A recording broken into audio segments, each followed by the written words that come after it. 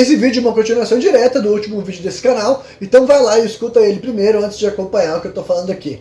O protagonista desse vídeo hoje vai ser um cara chamado Antônio Raposo Tavares, um bandeirante, então é por isso que é bom assistir o vídeo de lá para conseguir acompanhar melhor algumas coisas que eu vou tentar não ficar me repetindo aqui.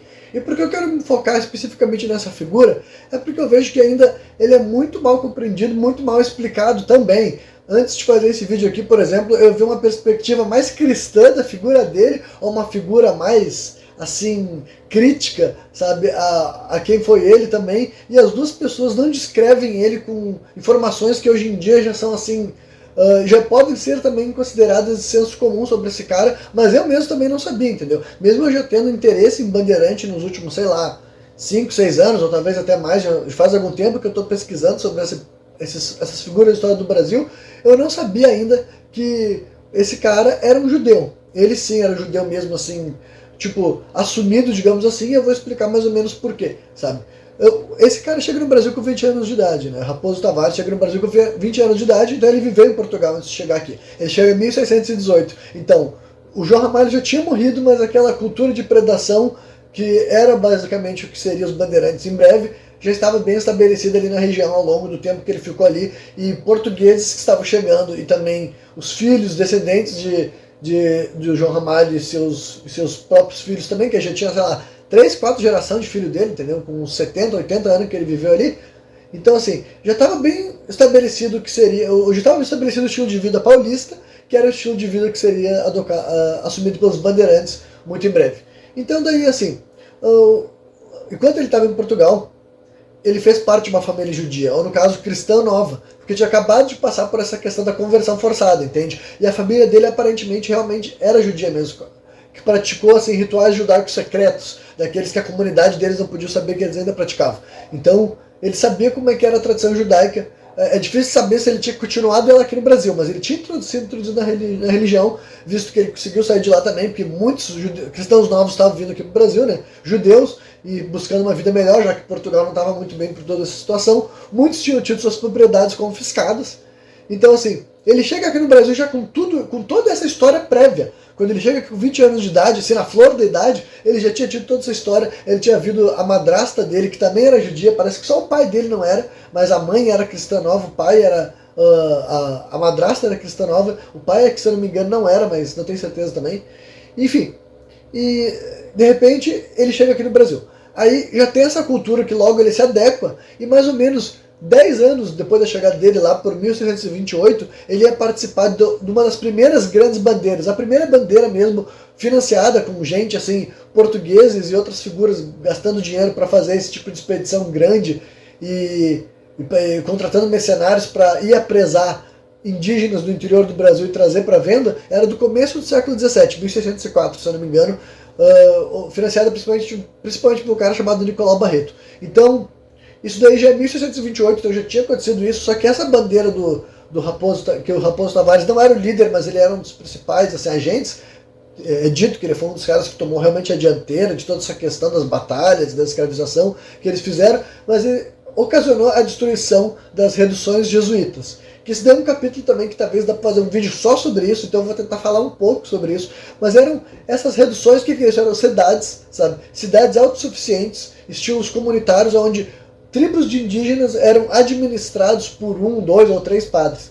Eram 1, 2 ou 3 padres jesuítas que estavam catequizando indígenas ali, guaranis, que já era um povo um pouco mais pacífico do que a maioria das tribos tupi. Em algum momento essas tribos não estavam juntas, inclusive elas se juntam por causa desse processo também. Os bandeirantes também são os principais responsáveis por existir essa união tupi-guarani que está no nosso subconsciente e está no nosso DNA também, porque basicamente era essa tribo mais afastada, eles não viviam aqui na costa, era a tribo que vivia mais ao sul, Argentina, Rio Grande do Sul, Uruguai, Paraguai, que não tinha nenhum desses nomes na época, né? Era só Espanha e Portugal, mais ou menos assim, e eles não tinha quase nada lá. Só vivia povos nativos e esses jesuítas que chegaram lá. E então eu não posso focar muito em todo esse processo, porque dá para explicar mais ou menos como que ela surge e os desafios que foi até acontecer. Então estava dando certo, já tinha 13 agora. 13 cidades que deviam ter, sei lá, 4, 5 mil pessoas, então era uma verdadeira cidade. Se eu não me engano, eram muito maiores, agora eu não tenho certeza, porque como eu disse, esse vídeo não é sobre isso, então eu podia estar com essa informação, mas era umas comunidades bem grandes, autossuficiente, que vivia só ali através da agricultura e da criação de animais. Os indígenas eram catequizados, aprendiam espanhol, aprendiam português também, se eu não me engano, tocar instrumentos musicais, eles faziam artesanato, eles também faziam cerâmica, enfim, era uma comunidade assim, que estava dando certo pela primeira vez, isso que os jesuítas queriam ter feito desde o século passado, com o primeiro padre que chega no Brasil, Manuel de Nóbrega, sabe? Ele chega em 1550, então é uns 20 anos depois de que chegar os colonizadores, os primeiros colonizadores portugueses em geral, vem os jesuítas atrás, porque basicamente para rolar catequização tem que vir um padre. Achar que o cara, o chefe da expedição vai ficar catequizando os povos originários, bem capaz, entendeu? Tinha que vir um padre para tentar vir com essa história de converter os indígenas. Que também não vou ficar discutindo também se é certo ou se é errado, porque, como eu disse, eu quero falar um pouco desse cara ainda hoje, Raposo Tavares. Mas eu estou explicando a dimensão desse processo, e porque para mim, quando eu pesquisava sobre essas histórias, eu não entendia muito bem. Porque faziam parecer que era uma disputa entre Portugal e Espanha por território. E daí, tipo, até aí daria para entender. Só que o ponto é, quando eles iam destruir essas missões jesuítas, eles não só destruíam, eles massacravam todo mundo que estava lá, e também tinha uns relatos específicos deles queimar os jesuítas dentro das igrejas, sabe? Tipo, as pessoas tentavam se refugiar dentro das igrejas, eles ateavam fogo lá com os índios, os padres dentro, tocavam fogo em todo mundo. Então assim, mas então a gente tem que entender algumas coisas. Em primeiro lugar, as fontes históricas escritas sobre esse tema não é feita pelos bandeirantes, é feita pelos jesuítas, então tipo assim, gente que escapou e sobreviveu e contou a história. Então, é uma fonte que é difícil saber, tipo assim, porque os que morreram, morreram. Então se eles morreram, eles não podiam ter contado como foi. Então não foram eles que falaram como eles foram mortos. Isso daí dá pra entender. Tem que ser alguém que fugiu, mas que viu o suficiente para poder contar a verdade. E a pessoa tem que ter contado a verdade sem exagerar, sem distorcer. Então assim, durante muito tempo essas eram as fontes sobre o que aconteceu, né?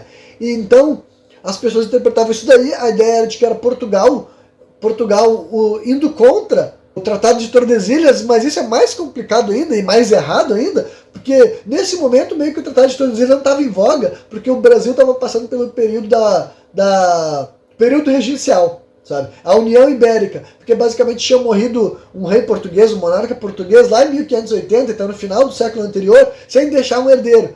Enquanto eles estavam decidindo qual família real ia assumir a linhagem de Portugal, o rei da Espanha estava reinando sobre Portugal também. Aí o nome era esse, União Ibérica. Mas era mais praticamente o tempo da Espanha reinando sobre os dois, porque era o rei espanhol, entendeu? Então, obviamente, queria ceder ou não para o próximo rei, o próximo monarca português, quando fosse decidido quem seria um bom rei, né? Mas nesse período, então, seria muito estranho a coroa portuguesa está articulando contra a coroa espanhol num período em que ambas estavam unidas, entende? Essa expedição acontece em 1628, a União Ibérica acaba em 1640. Então, assim, esse argumento de que era por território cai por terra se tu começa a entender esses conceitos. Então, assim, não foi por território. Então as pessoas foram pensar assim, então foi unicamente para matar e escravizar indígena. Só que isso não explicaria para que ir destruir as reduções, entende? Porque se tinha milhares, se tinha milhões, eu acho, né? Milhões de indígenas que não estavam sendo catequizados pelos jesuítas, que não faziam parte, esses indígenas daí, esse experimento era aprovado pelo Vaticano. Esses jesuítas escreviam lá para o Vaticano, eles falavam para o Papa o que estava acontecendo. Entendeu? Era um projeto que o Papa estava assim, endossando, entende? Então, assim, os bandeirantes fazerem algo assim e matar esses jesuítas com requintes de crueldade, sabe, tocar fogo numa igreja, do jeito que a gente escuta a ideia dos guerreiros pagãos, entende? É por isso que no último vídeo eu fiz todas aquelas comparações entre bandeirantes e vikings, sabe? É todo o meu recurso de narrativa para sustentar essa ideia que tem argumentos históricos para falar, entende? A gente ficava pensando assim, eu ficava pensando assim, né? Por quê, tá ligado? Não faz sentido eles serem os colonizadores, eles serem os portugueses. Por que eles estavam fazendo um bagulho assim? Entende? Aí, essa informação de que eles estavam só querendo escravizar indígena não justificava também, porque, como eu disse, existe muito indígena em muitos outros lugares do Brasil que não estavam sendo catequizados. Então por que eles iam matar logo esses que ia ser mal visto? Se eles se importassem, tipo, se eles estão fazendo isso, eles não se importam com o que o Vaticano acha deles. Inclusive é isso que muitas pessoas que são críticas a eles apontavam. Só que tem uma questão, muitas pessoas que são críticas a ele são pessoas que se dizem assim, uma visão, sabe, pessoas que são aliadas a uma área mais progressista, reformista da sociedade. Então, assim, e na hora de criticá-los, eles falam que a própria igreja falava mal deles. E falava mesmo, sabe, esses jesuítas escreviam coisas falando mal deles. Mas sabe o tipo de coisa que os jesuítas escreviam? Diziam que o povo de São Paulo era um povo miscigenado, um povo misto entre ingleses, portugueses, holandeses e judeus.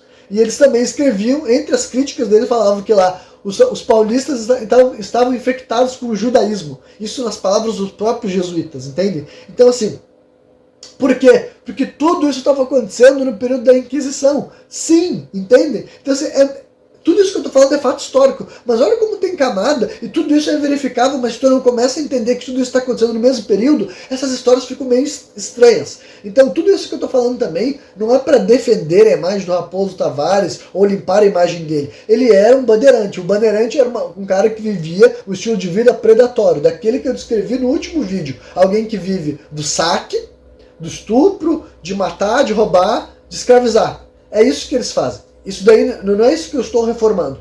Só que isso para mim ainda não era o suficiente dele fazer essas coisas contra os jesuítas. Só que quando tu introduz o fato dele ser judeu e ele ter vivido num mundo que era a Inquisição, desse contexto do povo judeu recém ter sido expulso de Portugal, dele ter tido mãe e madrasta caçadas e punidas pela Inquisição, tu consegue entender que na realidade é bem provável que ele fazia tudo isso motivado por isso, por esse ódio. Ele estava realmente atacando a igreja por ser a igreja, atacando o jesuíta por ser jesuíta, entende? É uma questão até ideológica, religiosa, política, como tu quiser definir.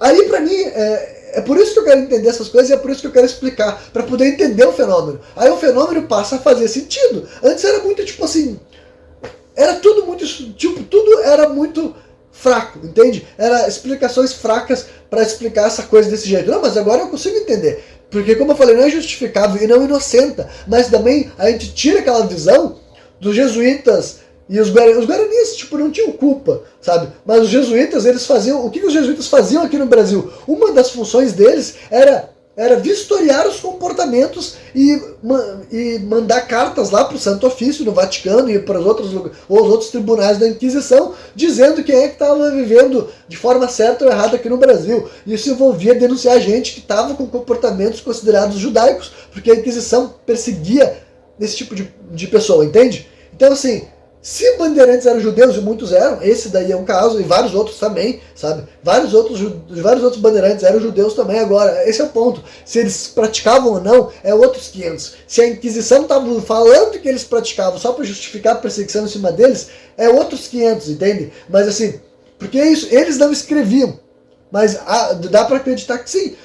Justamente quando tu vê, a gente sabe, tem padres que dizem isso, que dizem que assim, ó, eu vou contar alguns capítulos que eles se desenrolam depois dessa questão da destruição das missões jesuítas, que o Raposo Tavares protagonizou. Mas não só ele, a comunidade sertanista, porque a comunidade sertanista também era, não em sua maioria, mas em certa medida, uma comunidade judaica. Só que além de comunidade judaica, eles eram pagãos, porque também tinha os indígenas. Então ali tinha muito grupo que a igreja, caso não conseguisse converter, eles tinham a intenção de punir, castigar e matar. Mas o ponto é, só pode punir, castigar e matar gente que tu tem força para fazer isso. Então assim, quando essa visão dos sertanistas como uma espécie também, assim, a violência deles ser uma espécie de reação à violência que eles sofriam, e como eu tô falando que não é para inocentar, porque o fato de eles estarem escravizando indígena não tem nada a ver com isso, entende? Mas agora a violência deles contra os jesuítas. Eles já estavam escravizando indígena antes dos jesuítas chegar aqui, e antes da Inquisição chegar aqui, porque a Inquisição só chega quando o jesuíta chega, porque nunca teve um tribunal da Inquisição no Brasil. Mas o que acontecia? Eles pegavam as pessoas e mandavam para Lisboa. Só que para te pegar tem que ter alguém, agente do Estado português, que te agarre, te bote no navio e te mande para Lisboa, para lá em Lisboa te ser julgado. Mas o ponto é, se tu é um bandeirante, se tu é protegido por outros bandeirantes, e se alguém tentar botar a mão em ti, quem tá contigo vai lá e mata aquele cara, fica um pouco difícil de ser punido pelos seus crimes. Aí a gente entende também que, tipo assim, durante a vida do Raposo Tavares, ele foi excomungado pela igreja, mas dá pra perceber que ele nunca se importou, porque provavelmente nunca ele foi cristão. No máximo ele foi novo cristão, só que ele estava se vendo no mundo onde ele não se sentia necessariamente, ele não sentia que tinha que respeitar a lei, porque de certa forma ele era a lei, entendeu? Naquele território, naquele período, sabe? Como eu disse, vai passar tempo, a história dos bandeirantes vai chegar ao fim, no sentido que eles serão expulsos, mas não a questão étnica. Questão étnica, nós temos sangue com eles, porque é assim, a questão étnica é complexa, eu não sei se as pessoas conseguem entender o que eu quero dizer com isso, mas o DNA é perpetrado de várias formas, gente. Então, assim, muita gente tem sangue que a gente pode considerar bandeirante, e quando a gente fala bandeirante também a gente quer dizer ao mesmo tempo um pouco português, um pouco indígena dessa linhagem feita entre Tibiriçá e João Ramalho, entende? Então é por isso entender que todas essas coisas quer falar, não é para te odiar ou adorar, é entender que nós temos esses antepassados também, assim como os portugueses são nossos antepassados, os indígenas, os povos africanos que iam começar a chegar em massa logo a seguir. Eu acho que já tinha africanos chegando no Brasil nessa época, mas ainda não era, tipo, de maneira alguma era o que ia ser no século XVII, XVIII, que é quando realmente, até no XIX, que é quando realmente se torna assim, começa a ter, tipo assim, não sei se uma maioria negra, mas talvez em certos locais uma maioria negra até, sabe? Mas durante esses primeiros séculos era a maioria indígena, ou mestiça, porque estava rolando essa miscigenação. Enquanto o colonialismo acontecia, a escravização acontecia, a miscigenação também acontecia, e os povos escravizados às vezes eram um pouco miscigenados também, e quem mandava neles eram indígenas e miscigenados também. Então assim, é uma coisa gradual, complexa, não é um fenômeno fácil de entender nem de explicar.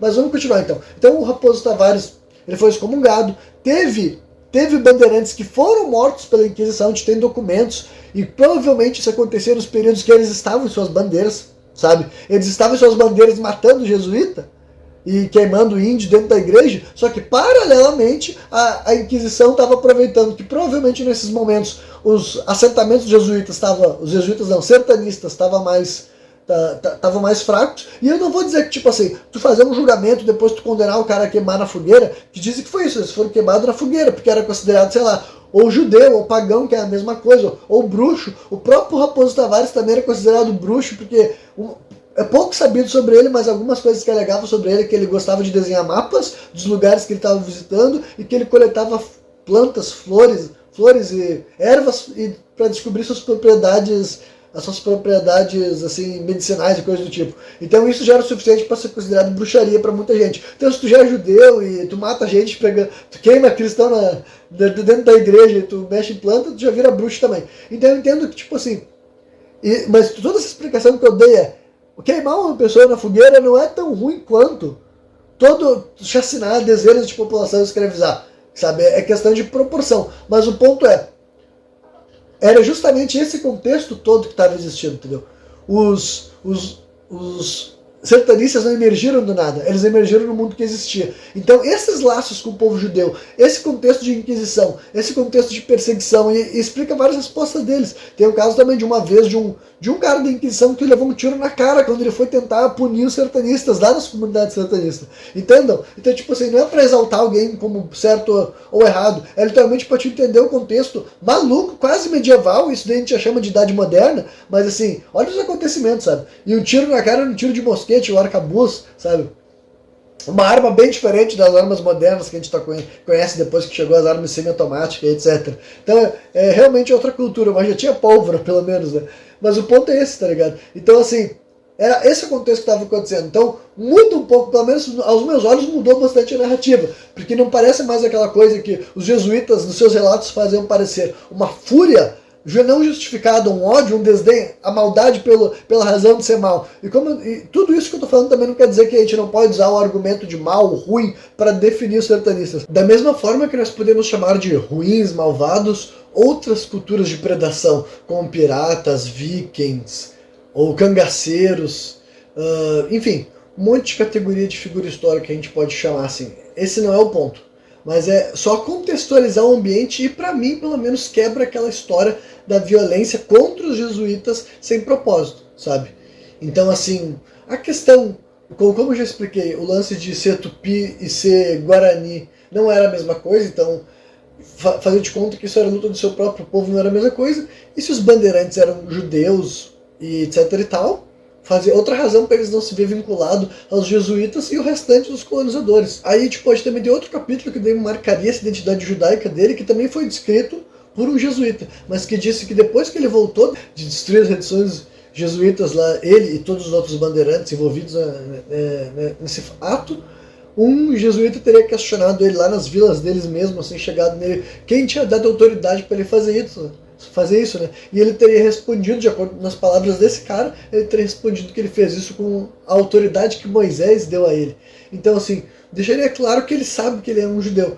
Isso não quer dizer que ele praticava o judaísmo. O que eu quero dizer com isso é mais ou menos o seguinte: ele saber os elementos culturais, porque ele foi criado na religião, é uma coisa. Agora, que ele estava praticando a religião judaica aqui no Brasil, que ele se vestia, ou que ele tinha um kippah, que ele tinha a intenção de fazer uma sinagoga, não tinha. Por que eu estou falando isso? Justamente porque teve uma outra comunidade judaica brasileira que fez a primeira sinagoga das Américas, que também mostra como essa complexidade étnica, cultural é muito mais ampla e como as pessoas interpretaram a história do nosso país de forma errada várias vezes. Que basicamente daí, mesmo com todos esses atritos e mesmo com leis de vez em quando sendo passadas para as pessoas caçarem e matarem o Raposo Tavares, não só não o mataram, como em 1640, durante a ocupação holandesa do Recife, que na verdade eu não tenho certeza, eu sempre me esqueço a cidade exata, só que como eu estava falando, essa ocupação holandesa, ela também é uma ocupação judaica, judia, né? E inclusive de judeus sefarditas. Sefarditas quer dizer os judeus que viviam na região ibérica, Espanha ou Portugal. Então, assim, na verdade, esse confronto que rolou entre os portugueses e entre os bandeirantes para tentar expulsar essa comunidade judaica que estava se estabelecendo lá com uma cidade muito bonita e muito magnífica, era entre duas populações que tinham entre elas judeus. Os bandeirantes provavelmente eram descendentes dos judeus que não conseguiam sair de Portugal para ir para outras partes da Europa, porque sei lá, estavam bloqueados e eles tinham que passar por outros países que não seria seguro, então eles preferiam vir aqui para o Brasil tentar uma nova vida, inclusive uma vida marginalizada, fora da lei, como o Raposo Tavares, e provavelmente o pessoal sefardita que foi lá para a Holanda era o pessoal mais assim, mais rico, que tinha mais assim, mais possibilidade de passar pela Europa e ir para lá. E para quem não sabe, realmente a Holanda, que na época não era chamada de Holanda, era chamada de Países Baixos. Países Baixos por uma questão histórica que eu também não tenho como conseguir explicar aqui agora, mas basicamente o que vocês precisam saber é que durante esse período, entre o século XVI até o XIX, a Holanda foi considerada o que a gente chama de Jerusalém do Ocidente, ou melhor, chamavam, né? Ela tinha esse apelido, Jerusalém do Ocidente. Então imagine que tipo de cidade era e qual o poder que essa elite judaica financeira tinha na cidade, na cultura. Tinha sinagogas lá, inclusive eles também financiavam sinagogas que ainda tinha em Portugal. Então, assim, olha, é para nós entendermos todos aqui, levando em consideração o que eu falei nos meus últimos vídeos, que essa questão étnica é muito diferente, inclusive um pouco mais de 100 anos depois dos judeus terem sido expulsos de Portugal, agora duas etnias diferentes, ou dois lados, duas camadas sociais diferentes do judaísmo estavam entrando em choque, e quais deles ainda eram judeus, tipo, os bandeirantes provavelmente, eu acredito que a grande maioria deles não tinha tradições judaicas, o que não quer dizer que algumas não foram sincretizadas na tradição bandeirante. Eu acho que alguma coisa foi assim. Mas o ponto é que eles não ergueram uma sinagoga, por exemplo, diferente da comunidade judaica, que chegou na Holanda e depois veio para o Brasil fazer essa cidade daí. Enfim, e inclusive eu já vi pessoas assim, pessoas que estão devasadas das informações, que têm essa visão mais crítica dos bandeirantes, que meio que assim, tiram sarro deles por eles terem perdido essa batalha, porque no final dos contos eles não derrotaram, né? Eles tiveram que voltar para São Paulo, e depois de ter sido perdido muitas baixas, os que não conseguiram, os que não foram mortos escaparam, tiveram que voltar para São Paulo derrotado, porque não deu certo essa primeira investida. Demorou um tempo até finalmente os portugueses expulsarem os holandeses que iam parar lá nos Estados Unidos e fundar a cidade de Nova York. Então, assim, essas histórias são muito mais nuançadas, e essas palavras portugueses e holandeses querem dizer muitas outras coisas. E não querem dizer isso. Entendeu? Português não quer dizer português, holandês não quer dizer holandês. São essas palavras que a gente usa de forma anacrônica só para simbolizar um povo que estava habitando uma região. Então, da mesma forma que eu falei portugueses e bandeirantes, apesar das pessoas terem essa mania de chamar os bandeirantes de colonizadores, os próprios colonizadores não tratavam os bandeirantes como colonizadores. Eles eram assim, um mal necessário. Eram eles que entendiam como, por exemplo, eles que podiam fazer ataques nos quilombos, porque eram eles que tinham essa tradição indígena. Então eles conseguiam ir lá nos quilombos que eram sempre dentro da mata, né? Quilombo quer dizer isso, a casa da mata. Então, para tu conseguir atacar os quilombolas, tinha que entrar dentro do mato fechado, e várias vezes o exército português não conseguia fazer isso. Então, durante muito tempo ainda, para atacar os quilombos, né, o quilombo dos Palmares, por exemplo, foi destruído por um bandeirante. Só que daí que tá, eles eram mercenários, ele tinha sido contratado, inclusive as pessoas que contratavam ele falavam mal dele com ofensas racistas e elitistas da mesma maneira que se referia aos negros que ele estava indo matar, sabe? Então assim, para ver que os bandeirantes, eles com certeza não são heróis nacionais, mas eles são símbolos nacionais e eles não são aquilo que as pessoas que detestam eles acham que eles são. Tu quer detestar eles por ser escravocratas, assassinos, mercenários, bárbaros, deteste-os. Mas se tu quer detestar eles por eles representar uma espécie de tentativa de superioridade europeia, imposição de estilo de vida aos indígenas, eles não são isso. Eles são o que aconteceu quando assim, ó, uma comunidade indígena forte, estabelecida, dominante, por acaso de destino, fez o entrelaçamento cultural com um homem branco antes do início da colonização, e após a colonização portuguesa começar, essa tribo utilizou essa ligação com os portugueses para se fortalecer e oprimir, matar e se expandir e reinar soberanos por São Paulo durante uns 300 anos. Que os bandeirantes só perderam essa posição da onde, tipo, onde eles moravam, onde é a cidade de São Paulo mesmo, era o melhor lugar para viver ali nessa parte. E eles só foram expulsos daí mais ou menos lá quando o Brasil já era independente, porque é só nesse momento que rola um monte de mudança estrutural na realidade. Então assim, né, mas só voltando para o Raposo Tavares para poder encerrar o vídeo de hoje, essa figura foi isso, entendeu? Ele foi um cara que foi judeu, se ele praticava religião ou não a gente não sabe, mas que isso motivou a razão dele atacar tão fervorosamente, sabe?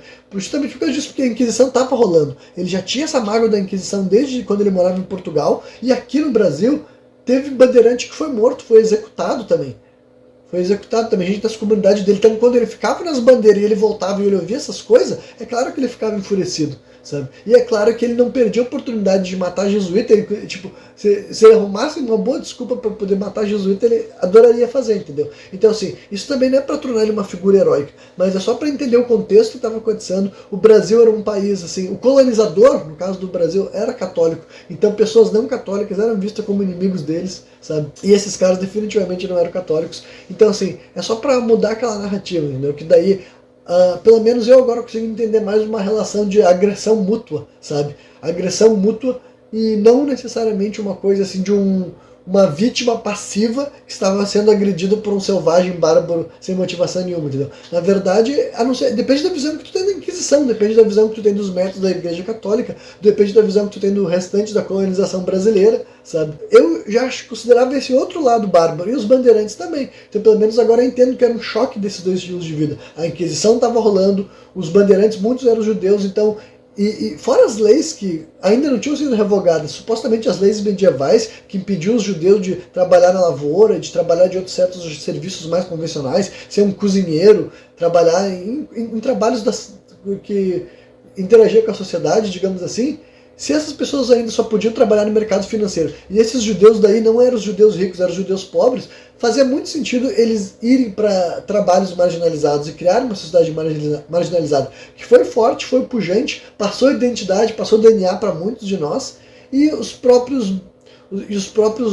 restante dos colonizadores só puderam se livrar dele quando o Brasil se torna independente, sabe? Quando o Brasil se torna independente, que daí sim começa a vir muito mais emigração de outras pessoas, pessoas mais ricas, pessoas que conseguiram fazer exércitos grandes e finalmente conseguiram expulsar esses bandeirantes dali da melhor parte de São Paulo, e eles foram para o interior do Brasil. Eles foram fazer a cultura caipira brasileira. Eles que depois foram dar origem às comunidades no Mato Grosso do Sul, sabe? Até algumas partes de Minas Gerais, Goiás, entendeu? Essa cultura que é brasileira, que a gente chama de caipira, ela tem ligação com São Paulo também, porque eles eram os paulistas antes. Só que depois eles perderam essa posição privilegiada, mas não desapareceram por completo. Só que também estava prestes a acabar o principal sustento deles, né? Então, que tipo de estilos de vida os bandeirantes assumiram depois que eles já não eram essa força motriz, aí a gente só pode especular também. Mas daí é coisa para outro vídeo. Mas é mais ou menos isso. Eu queria mostrar também assim esse é outro lado de um judeu também, porque a gente também tem essa mania de enxergar o povo judeu, depois que o antissemitismo começa, enxergar um povo judeu como um povo, muitas vezes assim, de vítima que não reage à altura que talvez até seria justificado ele reagir. Então a ideia de que tinha algum cara aqui no Brasil que foi judeu e estava se levantando, entendeu? Bota uma outra narrativa, que eu não estou romantizando, mas é só para dizer que Para mim, é uma visão que eu não tinha ideia que o Brasil estava acontecendo aqui, justamente porque a gente esquece do passado da Inquisição no Brasil, por ela ter sido menos absurda do que a Inquisição Espanhola ou coisas do tipo. Mas também rolou a Inquisição no Brasil, pessoas também foram mortas e houve um apagamento dessa parte da história brasileira porque a nossa nação era católica. Tem gente que vai dizer que ainda é, mas era católica, cristã. Então, na hora de contar esses pontos, não tinha muita razão de querer falar dessas questões.